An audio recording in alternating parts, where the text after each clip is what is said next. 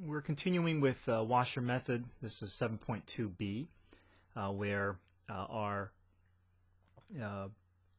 rotated region is going to have a gap between the axis of revolution and the curve and the shaded region. So we have to find the big radius and little radius, because we have to able to subtract out that gap or that hole that the rotation is going to create with the axis.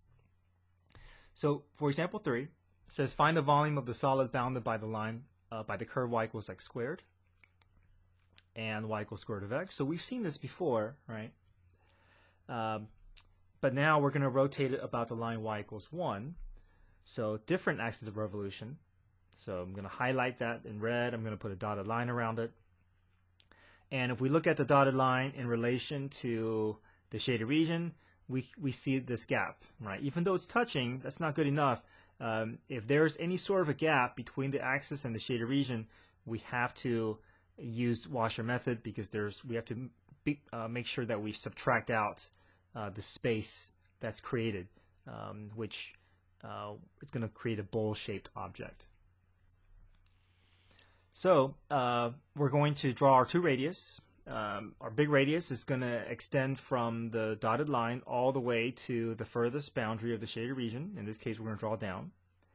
And then little radius is going to extend from the axis of revolution to the closer of the two boundaries. So your big R, as long as they're relatively close to each other, your big R will always be longer in length than your little r. We can see that in this case here. So now we're going to find an expression that represents big R and little r. So big R is top minus bottom. Top is sitting on the 1. The bottom is sitting on the x squared. So we do 1 minus x squared.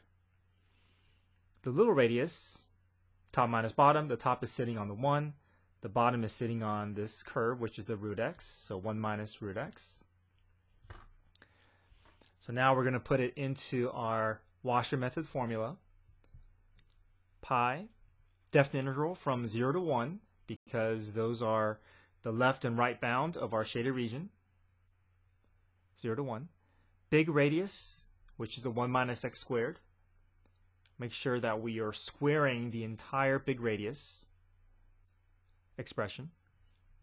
Minus then the little radius, which is 1 minus root x. So we want to square the entire little radius.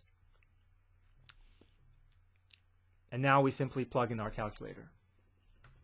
So I'll show using the 36 Pro here. First thing is you can go to second E.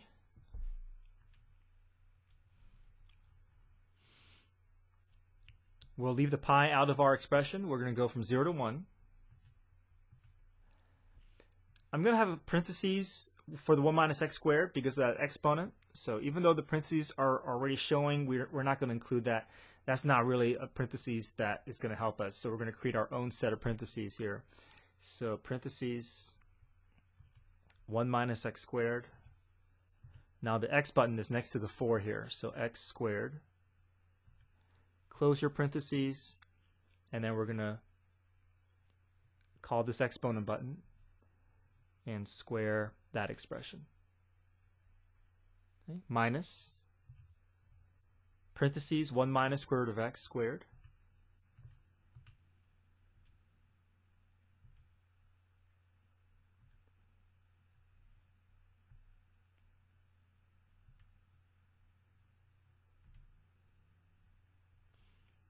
And dx. Hit enter.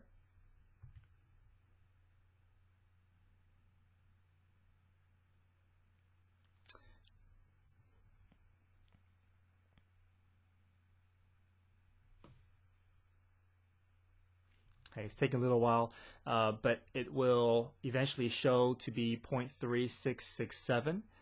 Now that is not going to convert to a fraction or a fraction, so we're going to leave it in that form and then add that pi in that expression.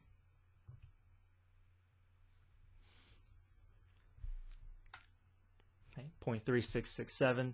If I try to hit decimal, To fraction, it doesn't convert, so we'll leave it in that form. Round to 3 decimal places, or go to 3 decimal places, and then add that pi in.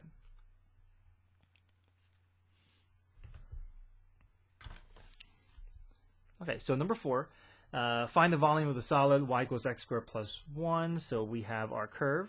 We have the line y equals 2. There's our shaded region. We're going to enclose that shaded region here.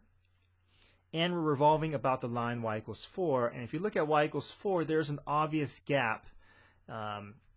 Whether it is a full gap or a full complete hole or a partial gap, either case we have to use washer method. The only time that we can rely on this method is if your axis is up against the flat surface of your shaded region. Then you can safely use this method. But anytime we have any sort of a separation between the shaded region and the axis, we have to rely on washer method, which means we need 2 radius drawn. So big radius is going to extend from the axis of revolution all the way to the furthest boundary of our shaded region. That's big radius. Little radius is going to extend from the axis of revolution to the closer of the 2 boundaries. So if you look, big radius is always going to be longer in length than your little radius, as long as you put them relatively close to each other. So now let's find an expression for big radius. Top minus bottom. The top of big radius is sitting on the 4, so that goes first. Minus parentheses, bottom function, x squared plus 1.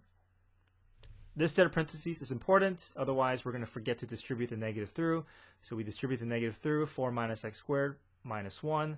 4 minus 1 combines to be 3, so our cleaned up expression for big R is 3 minus x squared.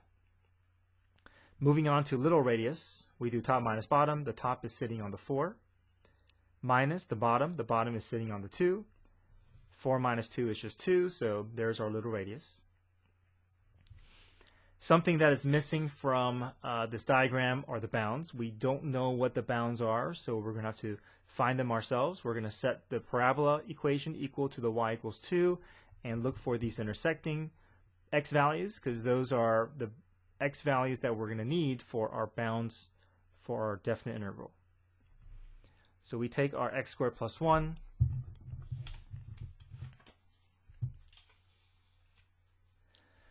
We set it equal to 2. Bring everything over to one side, set equal to 0. Factors out to be x minus 1, x plus 1. And when we solve, we get x equals 1 and x equals negative 1. So those are our integral bounds. Now we're ready to plug into our volume formula. Volume is equal to pi, definite integral from negative 1 to 1, big radius, quantity squared, minus little radius, quantity squared. Enter that in the calculator, leave the pi out of it. You're going to get 6.4, which is fine, or you can convert to a fraction, which will be 32 over 5 pi cubic units.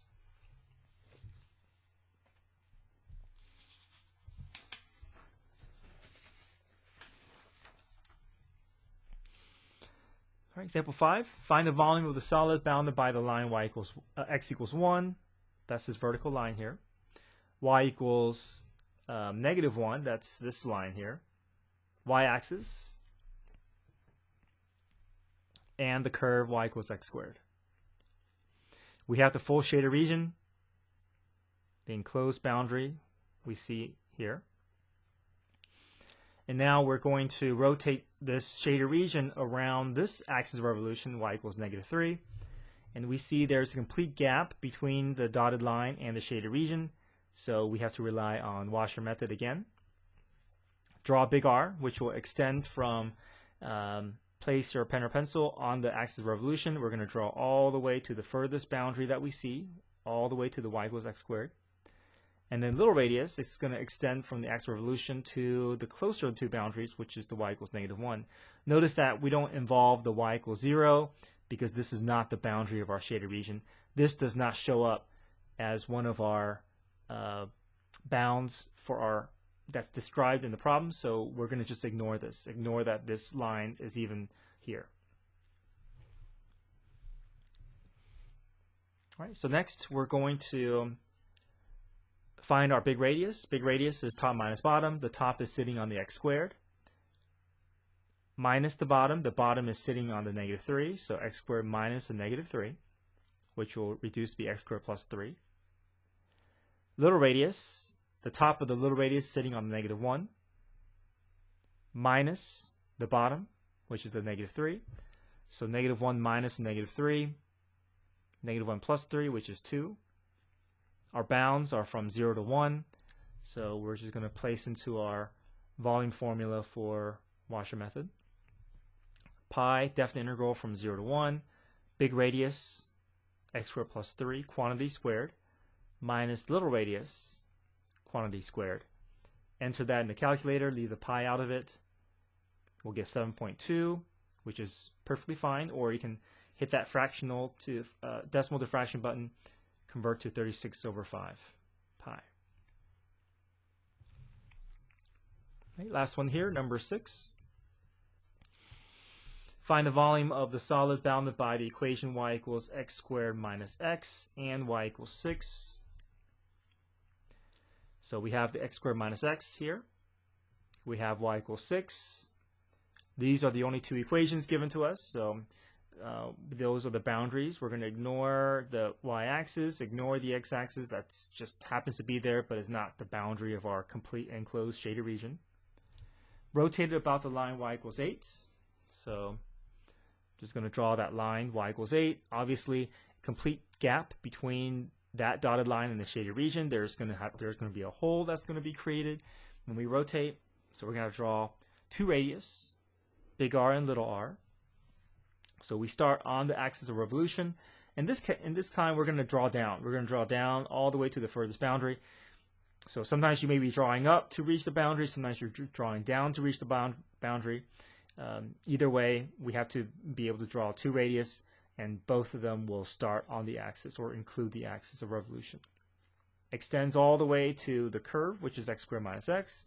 And little radius will extend from the dotted line all the way to the closer of the two boundaries, which is y equals 6. Again, you can tell big R is obviously longer than little r. So we do top minus bottom. The top of the big radius is sitting on the 8. The bottom of the big radius sitting on the x squared minus x.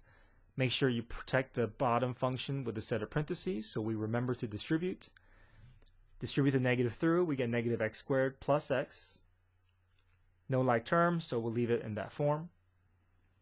And little radius, we do top minus bottom, so 8 minus 6. 8 minus 6 reduces to be 2.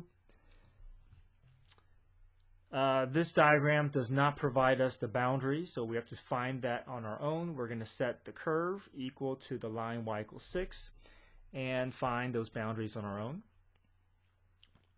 So we get x squared minus x equals 6. Bring everything over to one side. Factor. Multiplies to be negative 6, adds up to be negative 1, which is negative 3 and positive 2. And we get 3 and negative 2.